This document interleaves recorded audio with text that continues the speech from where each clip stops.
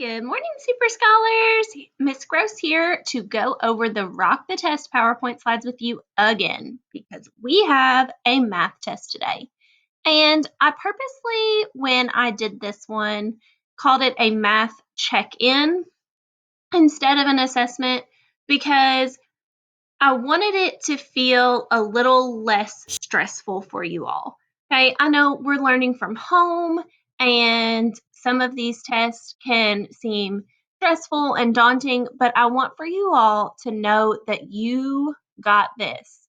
Okay, do your best. This is a check in. Guys, if you're struggling, ask for help. That's what we're here for. We might not be in the building, but we're still your teachers and we can still help you with anything you're questioning. We still want you to learn. Now, if you're struggling with this, does it mean that you're never going to get caught up next year and you're going to be behind? No. Okay? We will help you catch up. Your fifth grade teachers will help you catch up. We will make this work. Okay? I know I've had some friends come to me in the past with our test and they're really stressed out and concerned, and I don't want you to feel that way. So before I even go through these Rock the Test, I want you to know that you have this.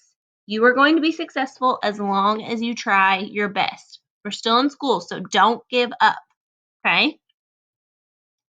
All right, Rock the Test. Before you take this test, review the study guides. What are the study guides that you have right now? Yes, your practice buddies, your workbook pages, the videos that we have made over the last week, okay? You can look over all those and make sure that you know these things. Your past work is included in with that as well. Eat a good breakfast or a good lunch. Maybe you're taking this test in the afternoon, okay? So make sure you've got food on your tummy so that your brain can work and help you work out all of these problems. Remember, you can do this. Relax, okay? It's okay to make mistakes. Okay, most of these are multiple choice or open-ended questions. So I want for you to make sure that you look at the multiple choice and read the directions to the question carefully, okay? Make sure if it has an and or a not that you're answering that completely. Slash and trash wrong answers, okay? If you're stuck on something, go back and make sure you answered it all. Now, this test has a lot of the fill in the blank or the numeric answers, and you know sometimes it'll mark those wrong on Go Formative even if you got it right, because sometimes you may have put in an extra space, or you put a decimal and then put a space, or you put the fraction in differently, or you wrote out more words than I put in the answer key. So make sure that you don't take your actual score until after you've gotten back comments from your teacher or until the teacher has manually graded it and given you that point, okay? So sometimes it might say that it's wrong, even though it is correct if you're looking at that at the end. Okay.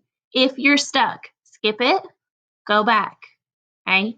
This test is a little bit longer because it has 13 and 14 in it. So I think that the final total ended up being like 17 questions.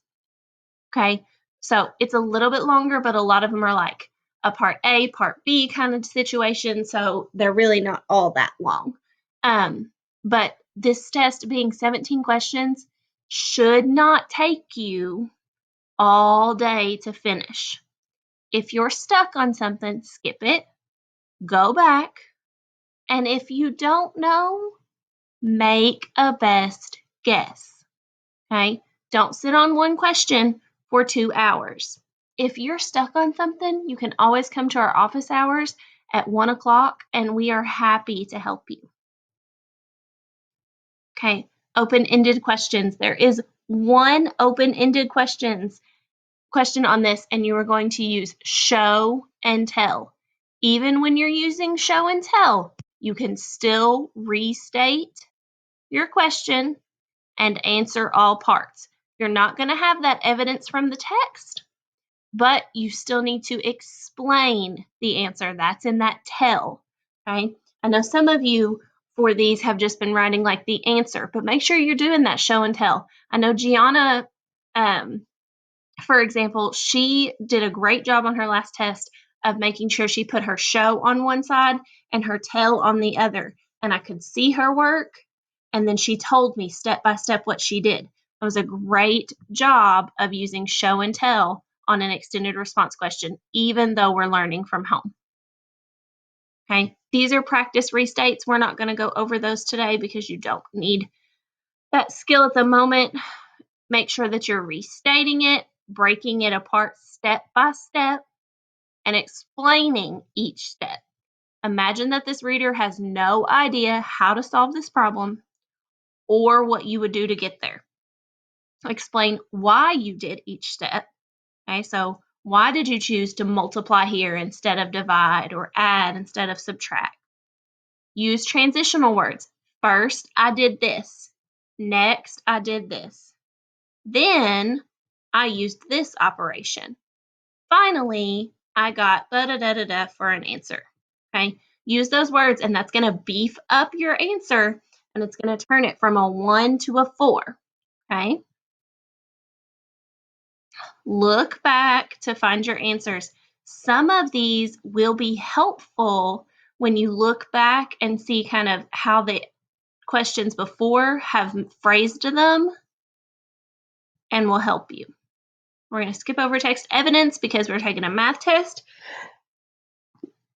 and you don't need that. Sorry, I had to sneeze, guys. Okay, use evidence-based terms. So because I know this, I can conclude this. Okay, you can rock the test like a super scholar. You are a super comet. You know this.